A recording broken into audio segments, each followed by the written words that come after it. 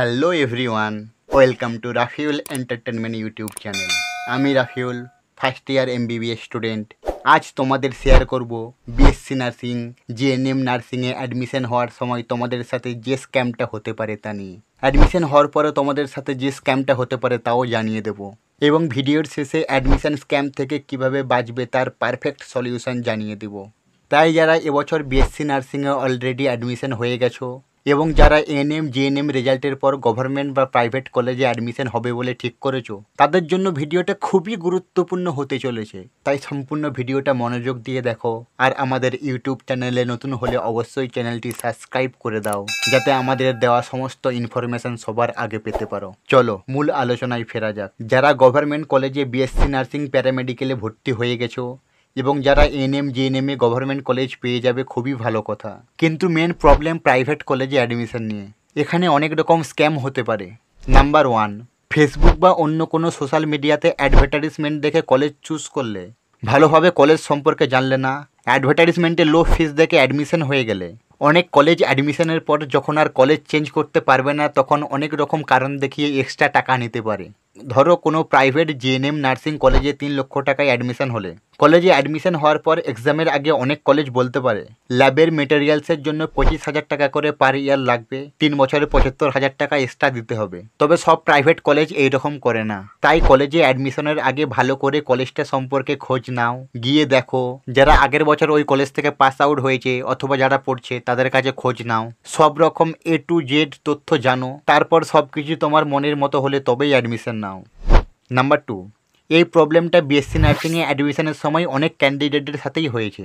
GNM নার্সিংয়েও হতে পারে, তাই তোমাদের আগে থেকেই সাবধান করে দিচ্ছি। রাউন্ড 1 কলেজ অ্যালটমেন্ট হওয়ার পর তুমি সেকেন্ড রাউন্ডে পার্টিসিপেট করার জন্য অবশ্যই আপগ্রেডেশন করতে পারবে, এর জন্য কোনো এক্সট্রা ফিস লাগবে না। কিন্তু কিছু প্রাইভেট কলেজ স্টুডেন্ট ধরে রাখার জন্য বলতে পারে এক্সট্রা 50,000 টাকা দিলে তবেই আপগ্রেডেশন করতে পারবে। একদম এই কথা শুনবে না। কলেজ আপগ্রেডেশন করতে না দিলে কাউন্সিলিংয়ের সময় একটা হেল্পলাইন নাম্বার দেবে, ওই নাম্বারে কল করে কলেজের নামটা বলবে এবং যেই রকম প্রবলেম করছে সেই প্রবলেমটা বলবে, তাহলে সাথে সাথেই প্রবলেম সলভ হয়ে যাবে।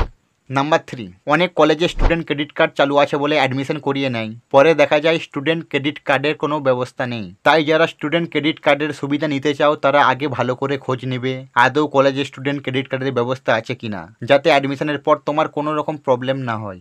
নাম্বার 4, কলেজে অ্যাডমিশনের জন্য একজন ভালো কাউন্সিলরের হেল্প নিতে পারো। কাউন্সিলরের কাছে যেই কলেজে অ্যাডমিশন হতে চাইছো ওই কলেজে অফিসিয়াল ওয়েবসাইটে গিয়ে কলেজের ফিসটা জেনে নেবে। অফিসিয়াল ফিসের থেকে যেন বেশি ফিস না নেয়। আমি একজন এমবিবিএস স্টুডেন্ট হয়ে সবসময় চাইবো তুমি যেন সঠিক নিয়মে সঠিকভাবে সঠিক কলেজটাই পেতে পারো এবং সমস্ত রকম স্ক্যাম থেকে দূরে থাকতে পারো।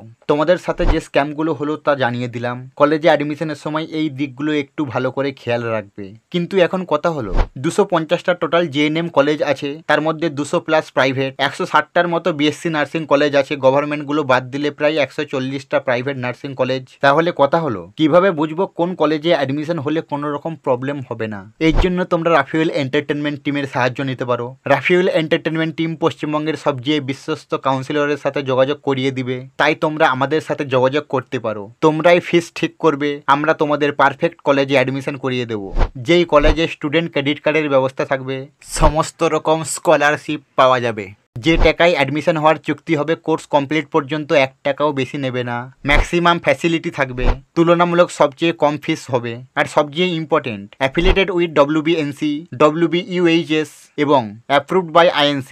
এইগুলো অবশ্যই খেয়াল রাখবে। এছাড়াও থাকবে বেস্ট ক্লিনিক্যাল ল্যাব, যেটা তোমাদের জন্য খুবই ইম্পর্টেন্ট। আর যারা হোস্টেলে থাকতে চাও তাদের জন্য অবশ্যই হোস্টেলের ব্যবস্থা থাকবে। তোমরা যারা প্রাইভেট কলেজে অ্যাডমিশন হতে চাও, BSc nursing, GNM nursing, paramedical, এছাড়া যে কোনো কোর্সে আমাদের সাহায্য নিতে পারো। আমরা বলছি না আমাদের সাথে অ্যাডমিশন হতে হবে, অ্যাটলিস্ট আমাদের সাথে যোগাযোগ করে দেখতে পারো, তাহলে বুঝবে আমাদের কাউন্সিলর তোমাদের জন্য কতটা পারফেক্ট কাজ করতে পারে। আমাদের সাথে যোগাযোগ করতে চাইলে rafiulentertainment@gmail.com, এই জিমেলে যেই কোর্সে অ্যাডমিশন হতে চাও সেই কোর্সের নাম এবং মোবাইল নম্বরটা লিখে মেল করবে, অথবা ফেসবুক, ইনস্টাগ্রাম, টেলিগ্রামে মেসেজ করতে পারো, লিঙ্ক ডেসক্রিপশনে দেওয়া আছে। আজ এখানেই শেষ করছি। আবার দেখা হবে নেক্সট ভিডিওতে।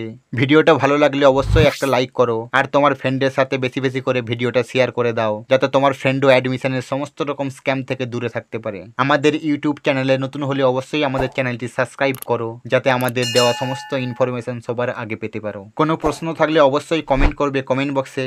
শেষে একটাই কথা বলবো, ভালো থেকো, সুস্থ থেকো, আর রাফিউল এন্টারটেনমেন্ট ইউটিউব চ্যানেলের সাথে জুড়ে থেকো।